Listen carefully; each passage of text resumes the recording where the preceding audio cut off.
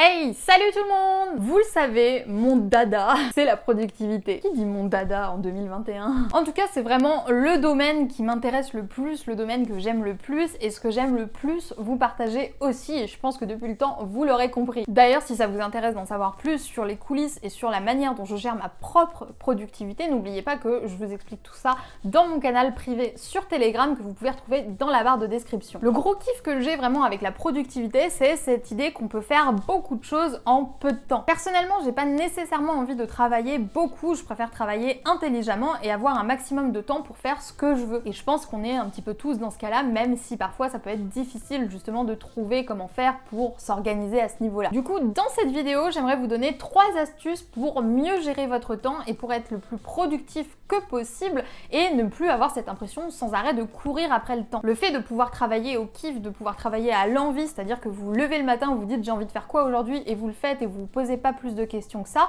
c'est vraiment quelque chose de génial et ce n'est possible que si on a une bonne organisation et une bonne gestion de son temps justement, en tenant compte de vous et de personne d'autre parce que comme j'aime bien le dire, chaque système d'organisation est différent parce que chaque entrepreneur, chaque personne est différent, donc il faut vraiment trouver la technique qui vous correspond à vous et pas forcément la technique universelle puisque la technique universelle n'existe pas. Pour moi vraiment les personnes qui ont l'impression de ne pas avoir assez de temps ou qui ont l'impression d'en manquer, ce sont surtout des personnes qui manquent d'organisation. Désolée, c'est pas pour vous vexer, mais la bonne nouvelle c'est que c'est quelque chose de facile à résoudre et vous allez pouvoir commencer à vous attaquer à ce problème en suivant les 3 conseils que j'ai à vous donner dans cette vidéo.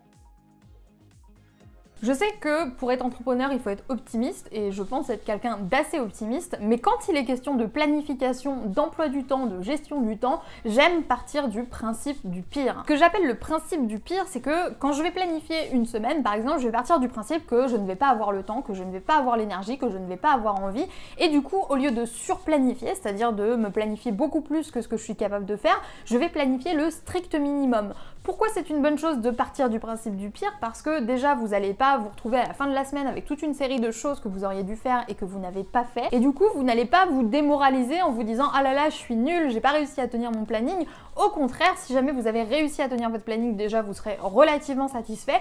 Mais en plus de ça, le fait de partir du principe du pire, ça vous permet d'avoir de bonnes marges, une bonne marge, pour justement prendre de l'avance. Et on est beaucoup plus satisfait, beaucoup plus fier de soi quand on a réussi à prendre de l'avance en fait sur ces projets plutôt que quand on a du retard. Je trouve que vraiment la grosse erreur que la majorité d'entre nous font, c'est de se programmer des semaines, se programmer des journées en partant du principe qu'on est des super-héros, qu'on n'est jamais fatigué, qu'on n'a jamais la flemme, qu'on n'a jamais pas envie, etc.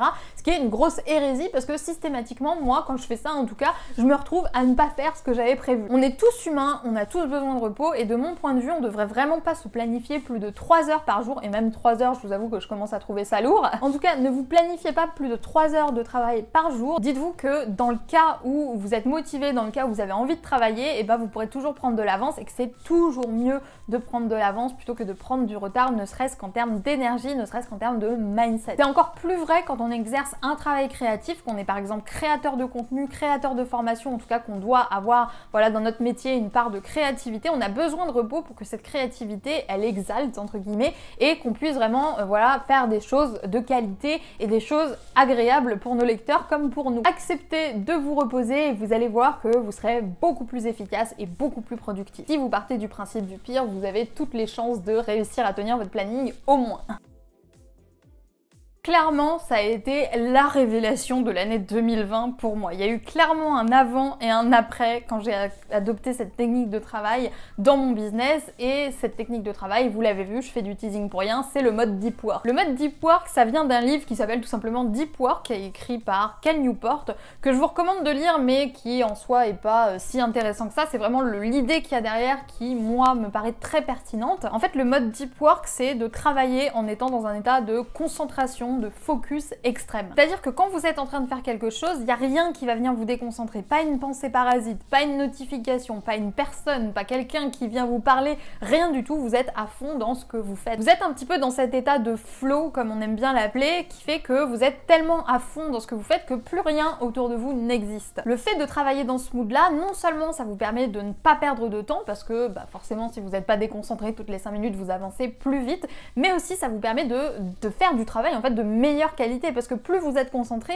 et plus ce que vous faites est qualitatif. En tant qu'entrepreneur, je pense qu'on sait tous que le focus c'est essentiel et le mode deep work c'est vraiment le truc qui met ça en avant en fait. Personnellement, aujourd'hui je ne travaille qu'en étant en mode deep work parce que ça m'évite de perdre du temps, ça m'évite de m'épuiser, ça m'évite de prendre 1000 ans à faire des trucs qui prennent 30 minutes parce que quand je suis concentrée, je suis à la fois plus productive, à la fois plus efficace, mais aussi beaucoup plus satisfaite de ce que je suis en train de faire. Ce sera toujours mieux de travailler 1 heure par jour en mode deep work que de travailler 8 heures par jour en étant constamment défocus, en étant complètement dispersé. Donc vraiment, si vous n'avez pas encore adopté cette technique de travail, si vous n'êtes pas habitué à travailler en restant 100% concentré sur ce que vous faites, c'est le moment vraiment de vous y mettre.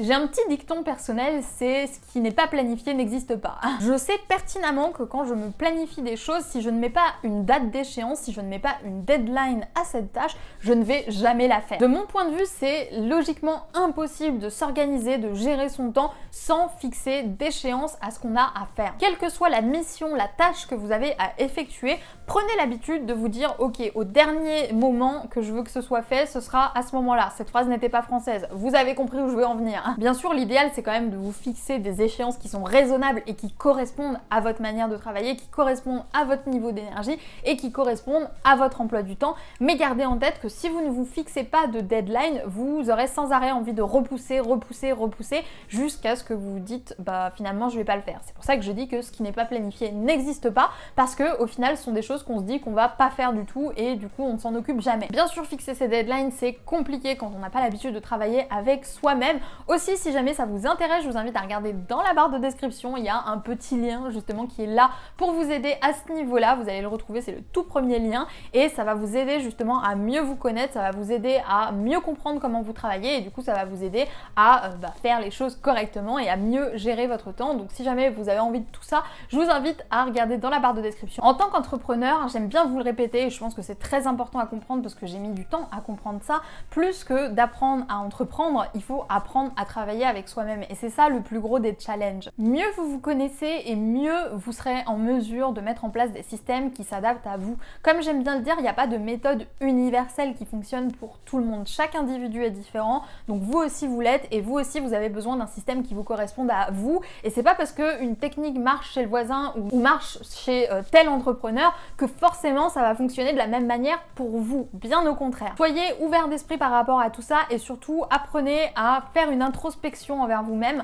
pour mieux vous connaître et pour trouver un moyen de travailler qui corresponde à ce dont vous avez besoin et qui corresponde à ce qui vous permet de, le mieux que possible en tout cas, gérer votre énergie et gérer votre temps. Ces 3 conseils sont très simples à appliquer, alors je vous invite à les mettre en place dès aujourd'hui. Vous allez rapidement voir la grosse différence que ça fait sur vos résultats et sur votre gestion du temps de manière générale. En tout cas, moi j'espère que cette vidéo vous aura plu. N'oubliez pas de me laisser un petit j'aime si jamais c'est le cas et je vais vous laisser là. Je vous souhaite une super bonne journée et je vous dis à plus pour de nouvelles vidéos sur la chaîne de Wonder Wild Queen.